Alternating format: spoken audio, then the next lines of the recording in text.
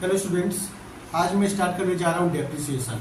तो डेप्रिसिएशन एक बहुत ही इम्पोर्टेंट चैप्टर है और साथ में क्या है कि डेप्रिसिएशन आपको सिर्फ इसी साल के लिए इम्पोर्टेंट नहीं है। ये एक ऐसा चैप्टर है जो क्या होता है कि इसका जो कॉन्सेप्ट है ये क्या होता है कि दूसरे चैप्टर में भी क्या होता है यूज होते रहता है।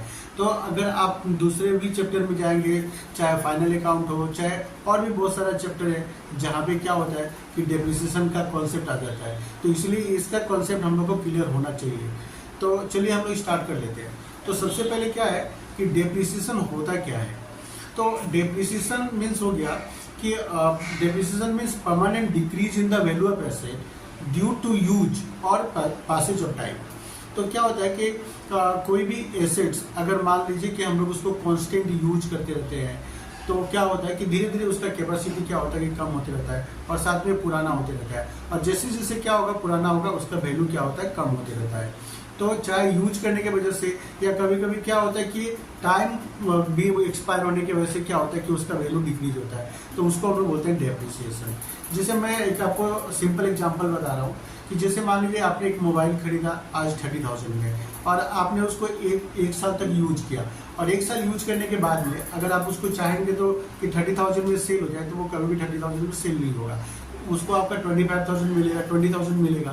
तो उसका जो वैल्यू 10,000 डिक्रीज हो गया। तो उसके पीछे रीजन क्या है? तो उसके पीछे रीजन है कि आपने उसको एक साल यूज किया। एक साल यूज करने की वजह से क्या हुआ कि वो पुराना हो गया और पुराना होने के बाद में क्या है कि आपका वो प्राइस नहीं मिलेगा जितना प्राइस आपने खरीदा था।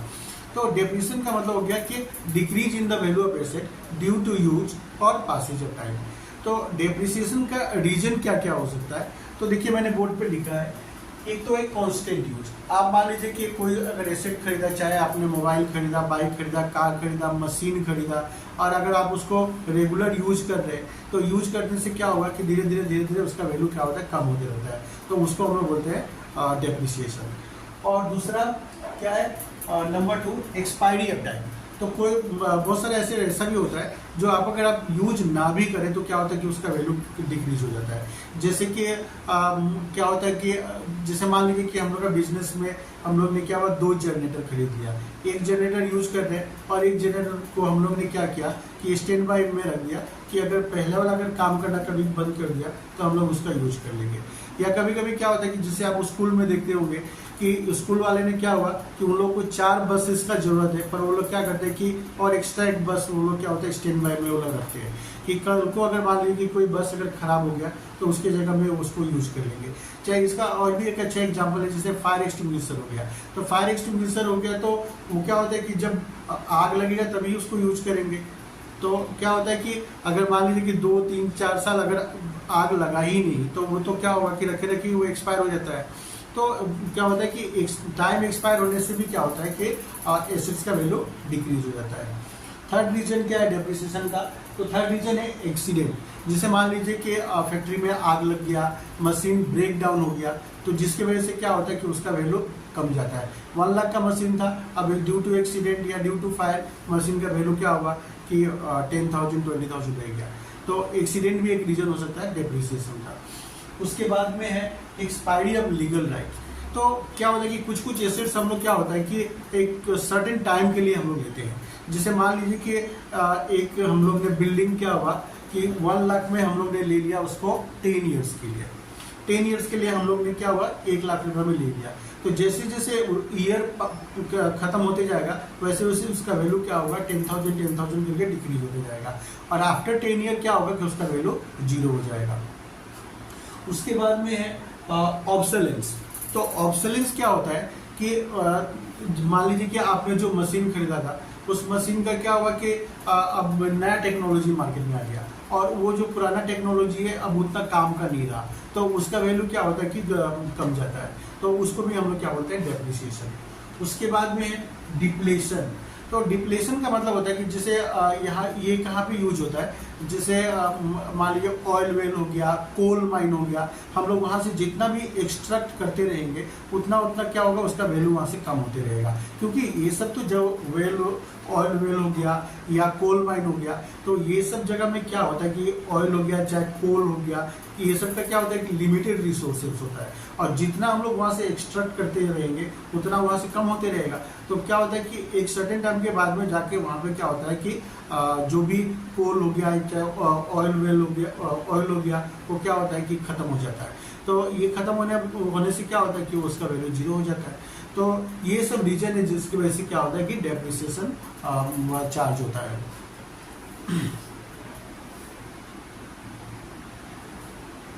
तो उम्मीद करता हूँ आप लोग को समझ में आ रहा होगा। तो मैं फिर से एक बार एक्सप्लेन कर देता हूँ क्या क्या है रीजन डेप्रिसिएशन का। एक तो एक कांस्टेंट यूज, अगर हम लोग रेगुलर यूज करते रहेंगे तो क्या होगा, उसका वैल्यू डिक्रीज होते रहेगा, और क्या होगा कि उस पे उसका वैल्यू कम होते चला जाएगा। उसके बाद दूसरा नंबर क्या है, एक्सपायरी ऑफ टाइम, जैसे जैसे टाइम खत्म होगा उसके आप यूज ना भी करो तो भी क्या होगा, उसका वैल्यू डिक्रीज हो जाएगा। थर्ड हो गया एक्सीडेंट, मान लीजिए कि फैक्ट्री में कुछ मेजर एक्सीडेंट हो गया, जैसे मान लीजिए कि कार है, कार आप लेके जा रहे हैं और उसका कहीं पे एक्सीडेंट हो गया, तो एक्सीडेंट होने की वजह से क्या होता है कि उसका वैल्यू कम जाता है, क्योंकि उसका कैपेसिटी वैसा नहीं रह जाता जैसे पहले था। उसके बाद में expiry of legal right, time खत्म हो गया, जितना पीरियड के लिए आपने लिया था वो पीरियड खत्म हो गया, तो उसका वैल्यू क्या होता है, खत्म हो जाता है। उसके बाद में है ऑब्सोलेंस, मान लीजिए कि मार्केट में नया टेक्नोलॉजी आ गया, आपने जो मशीन यूज कर रहे हैं वो पुराना टेक्नोलॉजी का था, तो वो अब क्या हुआ कि उतना वैल्यू उसका नहीं रह गया, तो ये भी एक रीजन है जिसकी वजह से डेप्रिसिएशन चार्ज होता है। और लास्ट क्या है, डिप्लेशन। डिप्लेशन जैसे मैंने बताया था, ऑयल वेल हो गया, कोल माइन हो गया, आप जितना एक्सट्रैक्ट करते रहेंगे उतना उसका वैल्यू क्या होगा, डिक्रीज हो जाएगा। तो डेप्रिसिएशन क्या होता है कि डेप्रिसिएशन को बिजनेस का लॉस माना जाता है, और ये एवरी ईयर क्या होता है कि डेप्रिसिएशन हम लोग चार्ज करते हैं प्रॉफिट एंड लॉस अकाउंट में, क्योंकि डेप्रिसिएशन क्या है, बिजनेस का लॉस है। और डेप्रिसिएशन चार्ज कब किया जाता है, तो डेप्रिसिएशन हमेशा क्या होता है कि at the end of the year charge किया जाता है। जैसे मान लीजिए कि हम लोग का ये अकाउंटिंग ईयर है, 1 अप्रैल 2021 से मान लीजिए आपका अकाउंटिंग ईयर स्टार्ट हुआ और खत्म हुआ 31 मार्च 2022 को, तो हम लोग हमेशा क्या होगा, at the end of the year depreciation charge करेंगे हम लोग। तो डेप्रिसिएशन क्या होता है कि हमेशा at the end of the year charge किया जाता है।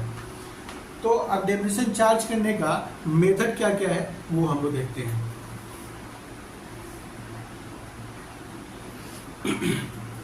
तो मेथड्स ऑफ चार्जिंग डेप्रिसिएशन, तो कितना मेथड होता है डेप्रिसिएशन चार्ज करने का, तो वो मैंने बोर्ड पे लिख दिया है, तो please pay your attention on the board.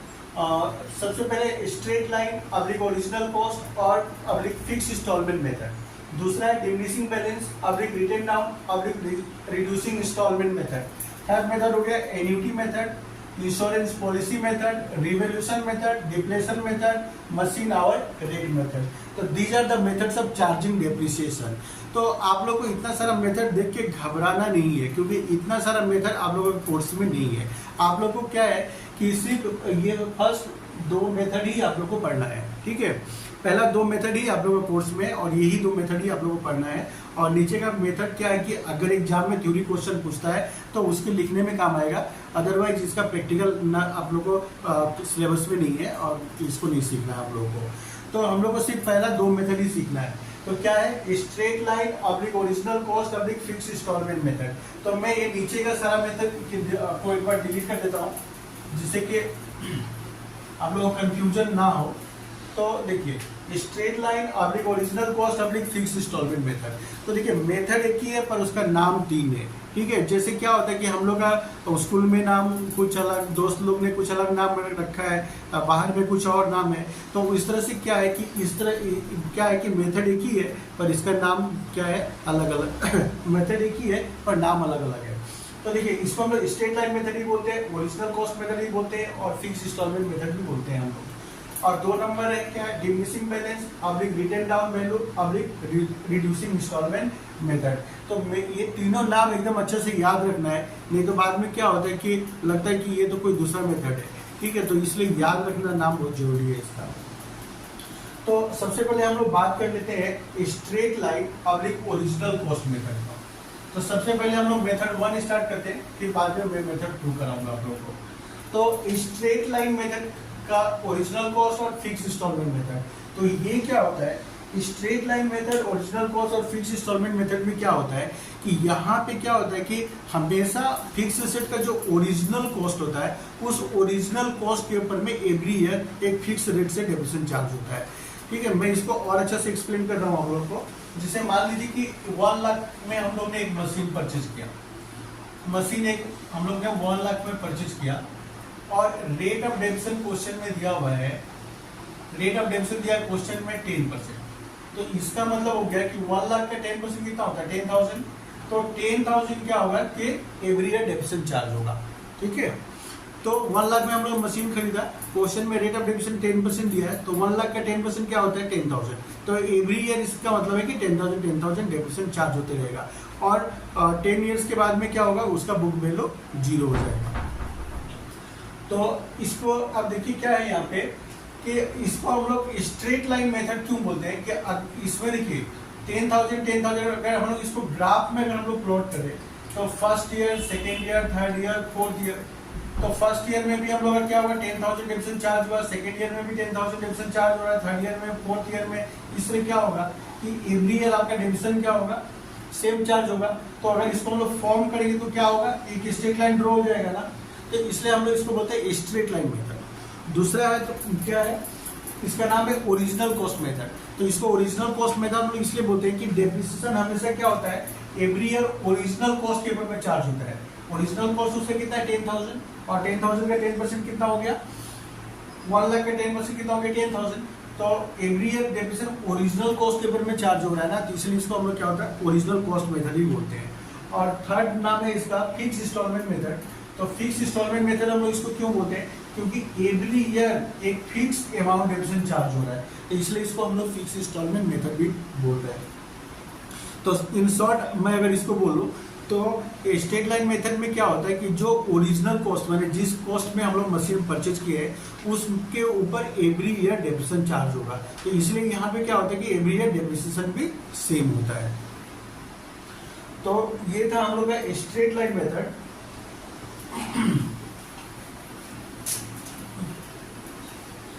तो स्ट्रेट लाइन मेथड में अगर क्वेश्चन में रेट ऑफ डेप्रिसिएशन अगर दिया हुआ है तो फिर ठीक है, हम लोग उस रेट लेके सम को सोल्व कर लेंगे।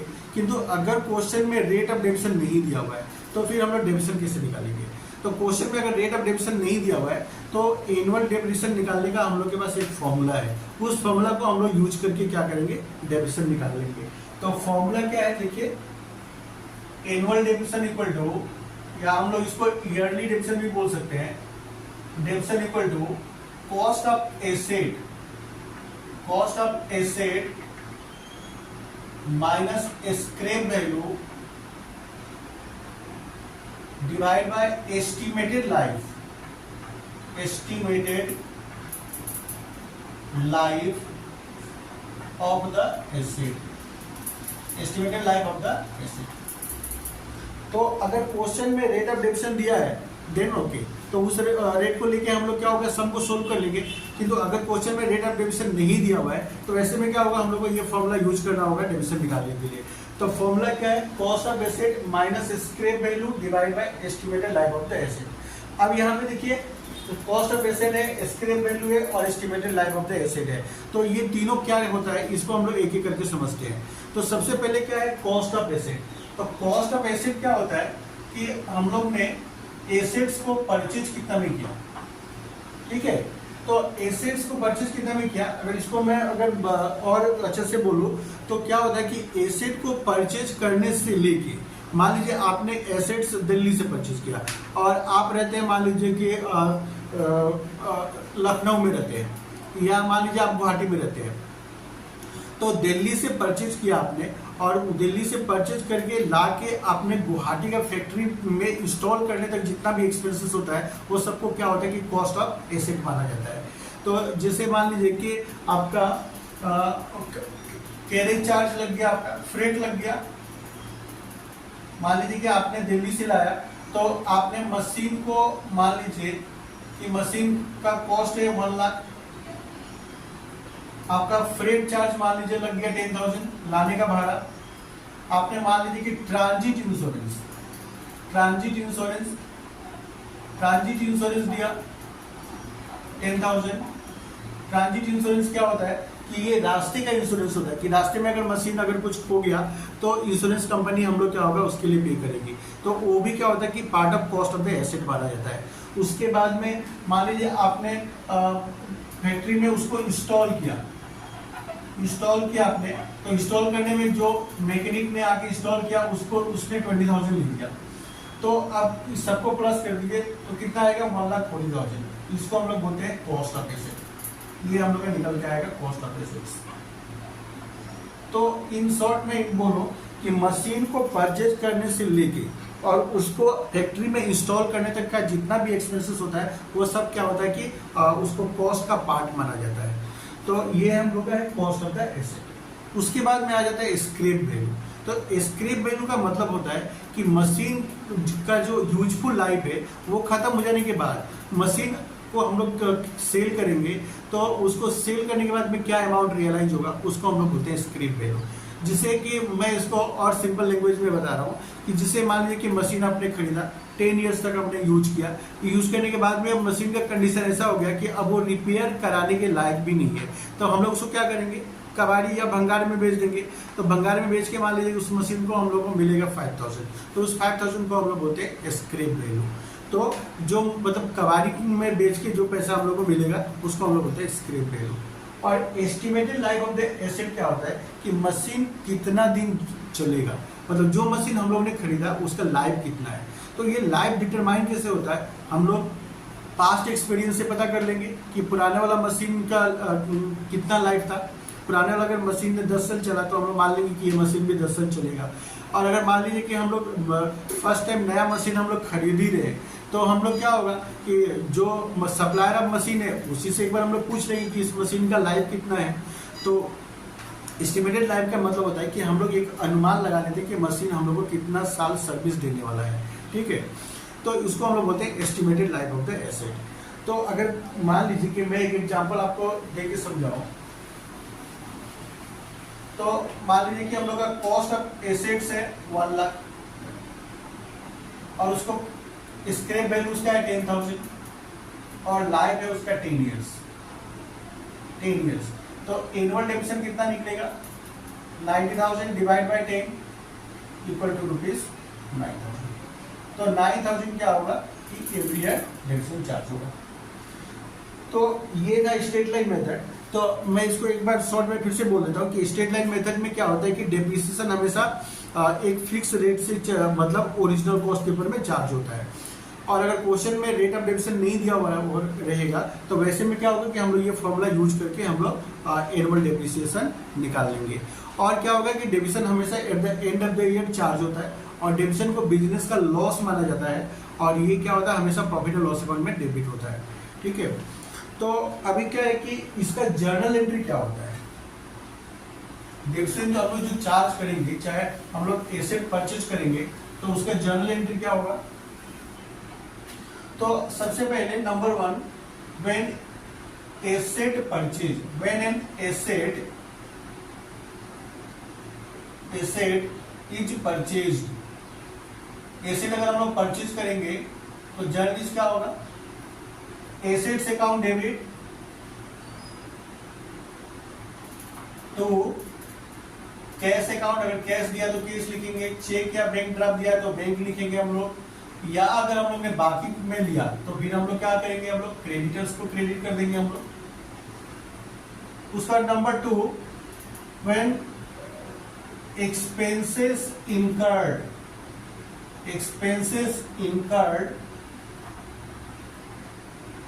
on machine। तो जिसे मैंने अभी बताया कि मशीन को आपने खरीदा तो लाने में फ्रेट लग गया, उसको इंस्टॉल करने में कुछ खर्चा हो गया, तो उसके लिए हम लोग जर्नल क्या करेंगे कि एसेट्स अकाउंट को हम लोग डेबिट करेंगे, assets account debit to cash अपनी बैंक अकाउंट। कैश दिया तो कैश को क्रेडिट कर देंगे और चेक दिया तो बैंक को क्रेडिट कर देंगे। Number 3,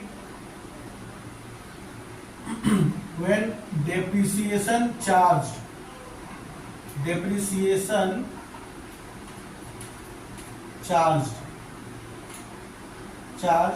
at the end of the year, end of the year हम लोग क्या होगा, डेप्रिसिएशन चार्ज करेंगे हम लोग। तो जनरली क्या होगा, डेप्रिसिएशन लॉस हम लोग का डेबिट होगा, डेप्रिसिएशन अकाउंट डेबिट, और मशीन का वैल्यू डिक्रीज हो रहा है तो मशीन क्या होगा, क्रेडिट होगा।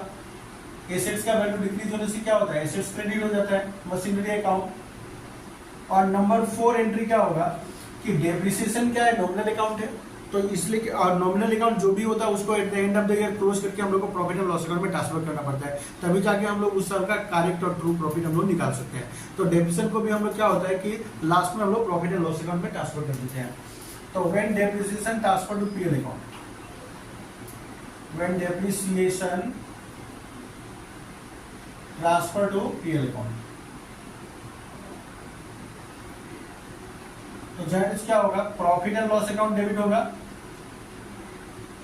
तो डेप्रिसिएशन अकाउंट, तो डेप्रिसिएशन अकाउंट। तो जनरली ये वाला क्या होता है कि जर्नल एंट्री हम लोग को इसमें जरूरत पड़ता है, ठीक है।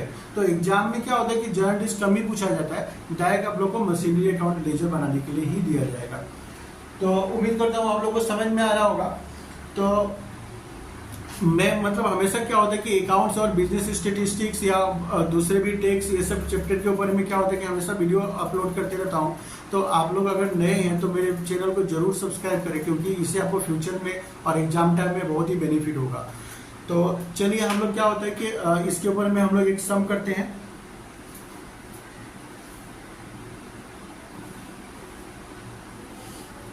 तो देखिए एक मैंने क्वेश्चन ले लिया है बोर्ड पे। तो on 1 April 2018 Ram and company limited purchased A machine for ₹80,000 and spent ₹10,000 on its freight and ₹20,000 on its installation। तो राम एंड कंपनी लिमिटेड ने 1 अप्रैल 2018 को एक 80,000 में मशीन परचेज किया, 10,000 उसका लग गया उस फ्रेट में और 20,000 लग गया उसको इंस्टॉल करने में। उसके बाद में बोला कि on the date of purchase it was estimated that its useful life of the machine will be 10 years। तो बोला कि जिस दिन खरीदा उस दिन हम लोग ने एस्टिमेट किया कि इसका लाइफ 10 years है, मतलब ये मशीन हम लोग को 10 years तक सर्विस देगी। और उसके बोला कि and after 10 years scrap value will be ₹10,000। और बाद में क्या होगा कि जब इसको हम लोग कबाड़ी में बेच देंगे तो कितना रियलाइज होगा, 10,000। तो क्वेश्चन में देखिए रेट ऑफ डेप्रिसिएशन कहीं भी मेंशन किया हुआ नहीं है। तो ऐसे सिचुएशन में क्या होगा कि हम लोग को जो मैंने फॉर्मूला अभी आप लोग को थोड़ा देर पहले बताया उस फॉर्मूला से हम लोग एनुअल डेप्रिसिएशन निकाल लेंगे। तो फॉर्मूला क्या था, एनुअल डेप्रिसिएशन इक्वल टू, तो देखिए cost of asset minus scrap value divide by estimated life, estimated life of the assets। तो कॉस्ट ऑफ एसेट कितना हो गया, 80,000 प्लस 10,000, 90,000 और 20,000। और मैं यहाँ पे दिखाई देता हूँ 80,000 प्लस 10,000 प्लस 20,000। तो ये हो गया अपना cost of asset minus scrap value कितना दिया है 10,000 और लाइफ उसका कितना दिया है 10। तो इसको प्लस करेंगे तो कितना आएगा 1,10,000। 1,10,000 माइनस 10,000 कितना होता है 1 लाख, डिवाइड बाय 10 करेंगे तो ₹10,000। तो इसका मतलब है कि 10,000 एवरी ईयर क्या होगा, डेप्रिसिएशन चार्ज होगा। तो क्या किया मैंने एक बार फिर से मैं बता देता हूँ। 80,000 में मशीन हम लोग ने खरीदा, 10,000 हम लोग का क्या हुआ फ्रेट में लगा और 20,000 उसको हम लोग को इंस्टॉल करने में लगेगा। तो कॉस्ट ऑफ एसेट हो गया 1,10,000 और 10,000 से हम लोग क्या होगा स्क्रैप वैल्यू माइनस कर देंगे तो कितना आएगा 1 लाख। 1 लाख को डिवाइड में हम लोग 10 से करेंगे तो कितना आएगा 10,000। मतलब एनुअली हम लोग क्या होगा कि 10,000 हम लोग डेप्रिसिएशन चार्ज करेंगे। तो अब चलिए हम लोग को यहाँ पे करना क्या है, बोला कि show machinery account for first 3 years। तो आपको मशीनरी अकाउंट फर्स्ट 3 years का बना के दिखाना है। तो चलिए स्टार्ट करते हैं हम लोग। क्वेश्चन आप लोग लिख लीजिएगा, ये एक बार वीडियो को पॉज करके आप लोग क्वेश्चन और ये वाला आप लोग नोट कर लीजिएगा।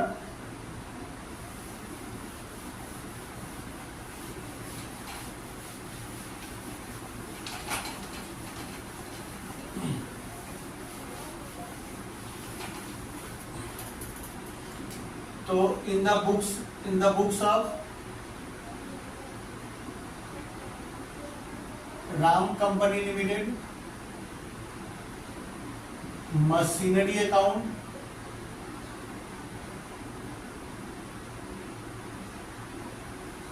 तो इसका हम लोग एक लेजर ड्रॉ कर लेता है।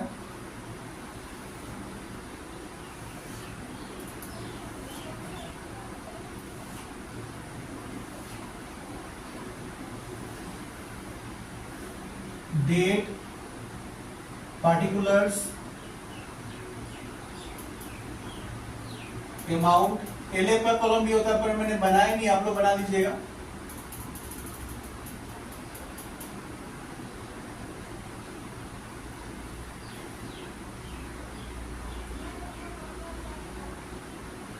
Debit credit.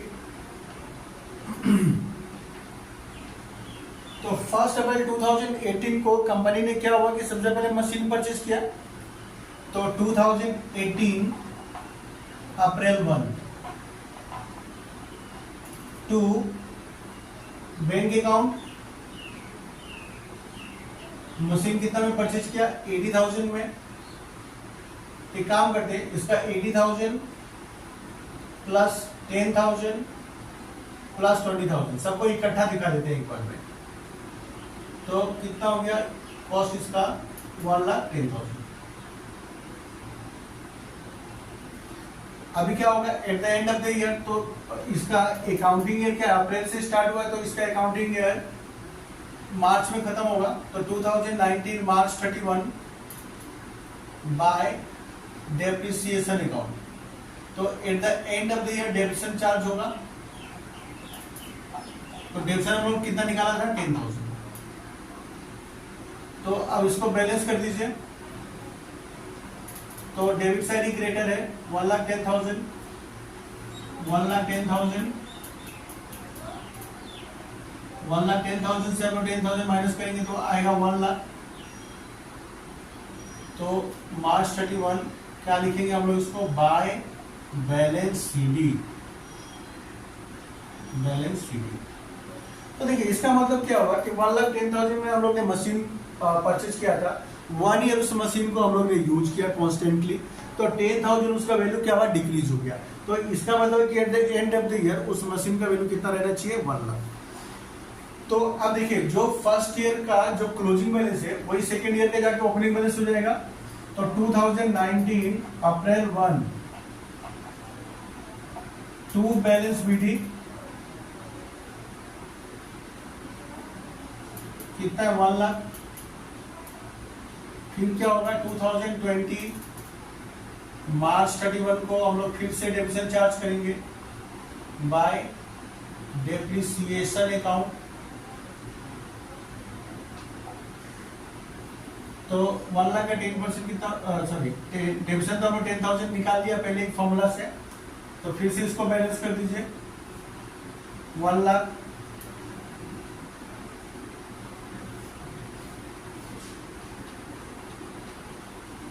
10,000 माइनस होगा तो कितना होगा 90,000 बाय बैलेंस सीडी मार्च 31 को। फिर इसको हम लोग थर्ड ईयर में क्या होगा ब्रॉट डाउन कर देंगे 2020 अप्रैल 1 टू बैलेंस बीडी 90,000। फिर क्या होगा 2021 मार्च 31 बाय डेप्शन अकाउंट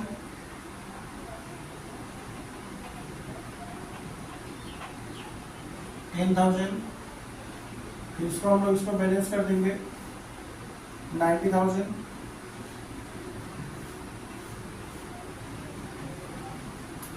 90,000 से 10,000 माइनस किया जाए कितना होगा 8,000 बाय बैलेंस सीडी। और फोर्थ ईयर में क्या होगा हम लोग इसको ब्रॉट डाउन करके सिर्फ छोड़ देंगे 2021 अप्रैल 1 टू बैलेंस बीडी। सिर्फ हम लोग इसका बैलेंस को ब्रॉट डाउन करके हम लोग इसको हम लोग छोड़ देंगे। तो ये बहुत ही सिंपल सम था, उम्मीद करता हूँ आप लोग को बहुत ही अच्छा समझ में आ गया होगा। तो ये था हम लोग का स्ट्रेट लाइन मेथड से डेप्रिसिएशन हम लोग चार्ज कैसे करते हैं। तो ये तो बहुत ही सिंपल क्वेश्चन था। चलिए हम लोग थोड़ा सा टफ क्वेश्चन लेके करते हैं हम लोग।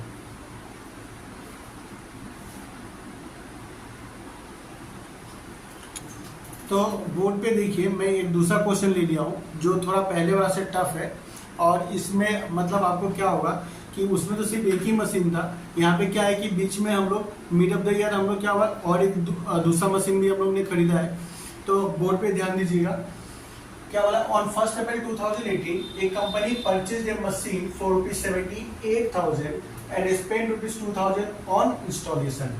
तो 1 अप्रैल 2018 को कंपनी ने क्या हुआ 78,000 में एक मशीन परचेज किया और 2,000 उसमें स्पेंड किया इंस्टॉल करने में। फिर क्या हुआ 1 जुलाई 2020 को ही परचेज अनदर मशीन फॉर ₹20,000। तो 1 जुलाई 2020 को उसने क्या हुआ कि और एक मशीन खरीद लिया। The rate of depreciation charge on machinery was 10% per annum. तो ये बात हम लोग को ध्यान देने वाला है कि इस क्वेश्चन में हम लोग का रेट ऑफ डेप्रिसिएशन बता दिया है।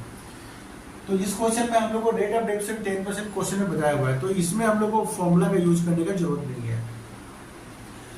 और मेथड कौन सा है, ओरिजिनल कॉस्ट मतलब स्ट्रेट लाइन मेथड। और ये बात बहुत इंपॉर्टेंट है, ये बात आप लोग हमेशा याद रखना कि ये क्वेश्चन में आप लोग जरूर से देख लेना कि कंपनी अपना बुक कब क्लोज करती है। तो जब भी आप डेप्रिसिएशन का सम करो तो दो चीज हमेशा आप लोग क्वेश्चन में पढ़ के देख लेना।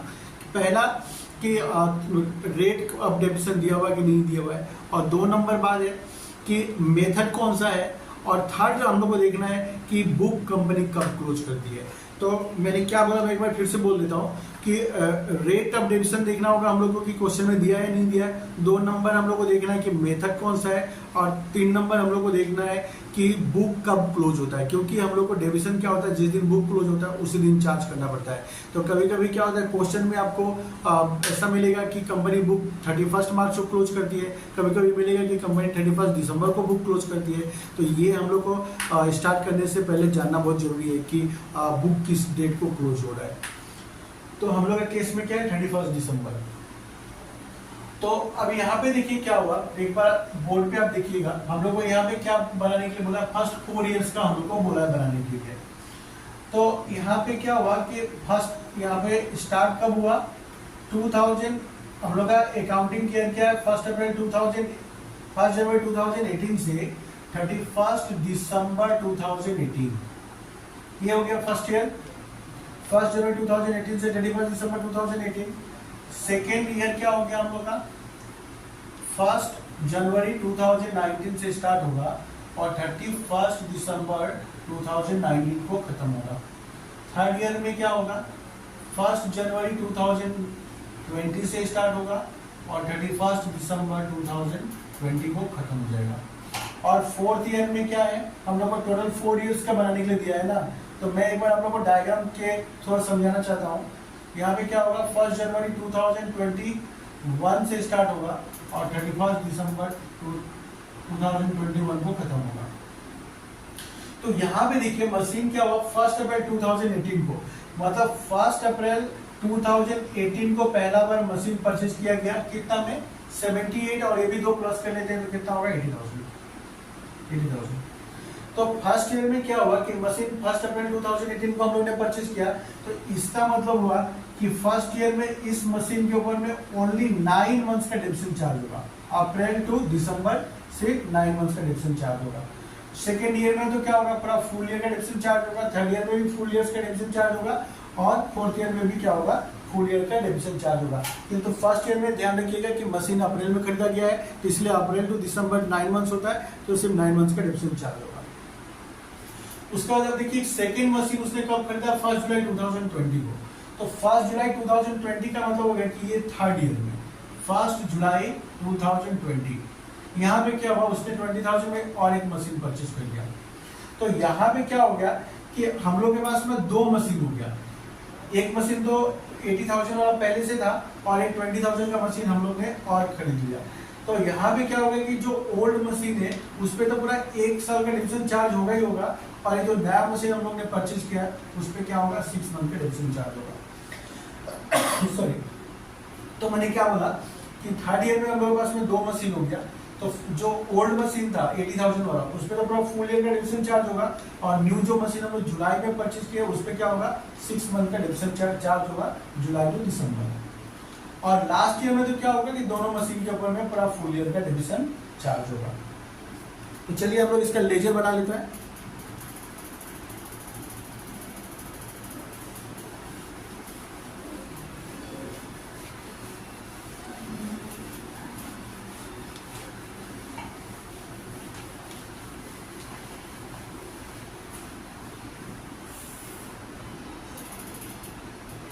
तो मशीनरी अकाउंट,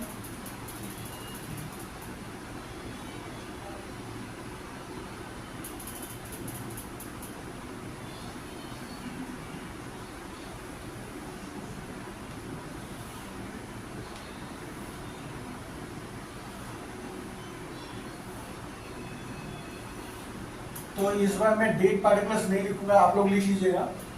तो 2018 अप्रैल 1 क्या होगा, टू बैंक अकाउंट मशीन कितना में खरीदा गया, 78,000 में मशीन परचेज हुआ, और साथ में 2,000 स्पेंड किया, तो मशीन का कॉस्ट हो गया 80,000। अब यहाँ पे क्या होगा, 2018 दिसंबर 31 बाय डेबिशन अकाउंट, हम लोग at the end of the year हम लोग डेबिशन चार्ज करेंगे हम लोग। तो एक बात ध्यान रखिएगा कि मशीन अप्रैल में परचेज किया गया, तो इसीलिए क्या होगा कि 9 मंथ्स का डेबिशन चार्ज होगा। तो 80,000 इंटू 10/100 इंटू 9/12।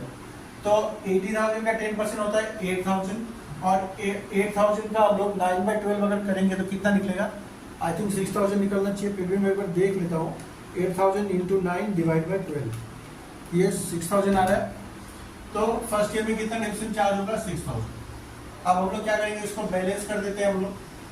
तो डेबिट साइड ही ग्रेटर है 80,000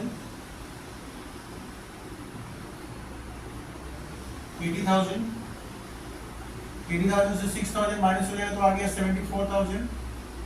तो क्या लिखेंगे हम लोग, बाय बैलेंस CD, और इसका डेट क्या होगा, दिसंबर 31।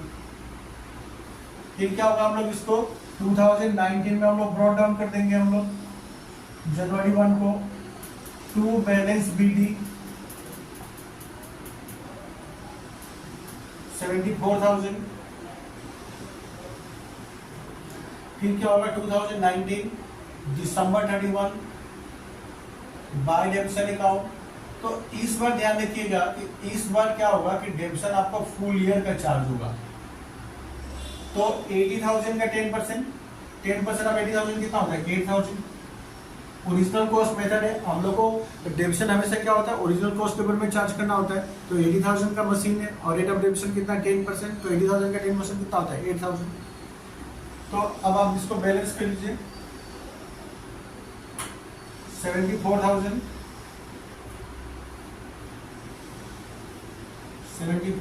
से अगर हम लोग 8,000 माइनस करेंगे तो आगे जाएगा 66,000। तो क्या लिखेंगे हम लोग, बाय बैलेंस CD, डेट यही होगा। फिर अब क्या होगा, 2020 Jan 1 टू बैलेंस DD कितना, 66,000। उसके बाद में क्या होगा, जुलाई 1 को इसमें क्या हुआ कि एक मशीन उसने और खरीदा है, तो टू बैंक अकाउंट 20,000। तो थर्ड ईयर में क्या हुआ, उसने और एक मशीन खरीद लिया था। तो देखिए थर्ड ईयर में क्या हुआ, हम लोग ने सबसे पहले बैलेंस को ब्रॉड डाउन कर दिया 66,000। उसके बाद हम लोग क्या हुआ, जुलाई 1 को हम लोग ने एक नया मशीन खरीद लिया, टू बैंक अकाउंट 20,000। तो 2020 में क्या हुआ कि हम लोग ने एक नया मशीन खरीदा है 20,000 का।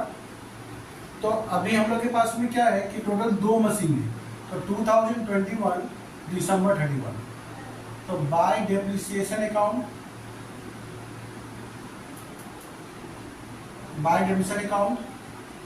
तो जो फर्स्ट मशीन है 80,000 का, इस पे तो पूरा 1 ईयर का डिप्रेशन चार्ज होगा 8000। और जो न्यू मशीन हम लोग ने परचेज किया, ये परचेज किया कब? जुलाई में। तो जुलाई टू दिसंबर कितना होता है? 6 मंथ। तो 6 मंथ का डिप्रेशन चार्ज होगा, तो 20,000 का 10% कितना होता है? 2000। किंतु 6 मंथ का डिप्रेशन कितना होगा? 1000। तो कितना हो गया? 9000।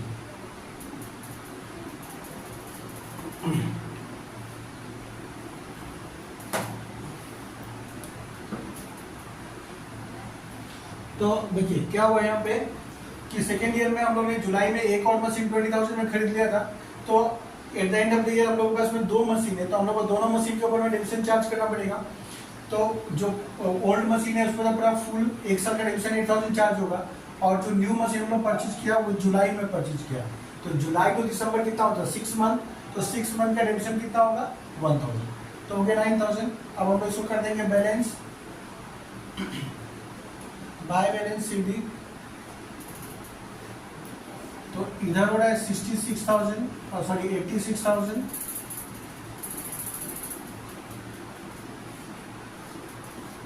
86,000 से 9,000 माइनस करेंगे तो कितना आएगा? 77। अब इसको हम लोग क्या होगा? ब्रॉड डाउन कर देंगे हम लोग 2021 जनवरी 1 को टू बैलेंस बीडी 77,000। फिर क्या होगा? 2021 दिसंबर 31 बाय डिविजन अकाउंट। तो अभी हम लोग के पास में 2 मशीन है, और इस बार क्या हुआ कि दोनों मशीन पूरा फुल ईयर के लिए डिविजन चार्ज हुआ, क्योंकि दोनों मशीन जनवरी से ही हम लोग के पास में था, और दोनों मशीन को हम लोगों ने क्या हुआ पूरा फुल ईयर यूज किया हम लोग। तो फुल ईयर यूज किया तो पूरा फुल ईयर का डिविजन भी चार्ज होगा। तो फर्स्ट मशीन का हो गया डिविजन 8000, और सेकेंड मशीन का डिविजन कितना होता है? 20,000 का 10% 2000। तो टोटल डिविजन हो गया 10,000। तो फिर से हम लोग इसको बैलेंस कर देंगे बाय बैलेंस सीबी। तो 77,000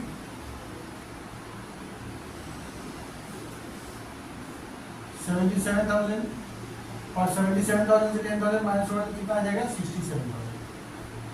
तो हम लोग सिर्फ 4 इयर्स का लोग लेजर मांगा था, 4 इयर्स का मशीनरी अकाउंट बनाने के लिए बोला था, और हम लोग ने 4 इयर्स का मशीनरी अकाउंट बना लिया है। तो उम्मीद करता हूँ आप लोग को समझ में आ रहा होगा। तो वीडियो क्या हो रहा है, थोड़ा सा ज़्यादा लंबा हो रहा है, तो इसलिए मैं सोच रहा हूँ कि जो सेल का जो है, ये तो मैंने परचेज वाला सीखा, सेल ऑफ मशीन में का अकाउंटिंग क्या होता है ये मैं नेक्स्ट वीडियो में आप लोगों को कराऊंगा।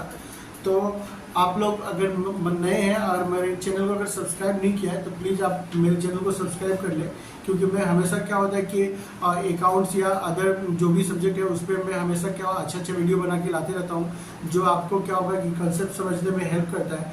और साथ में क्या होगा कि ये वीडियो आपको एग्जाम के टाइम में भी आपको बहुत हेल्प करेगा।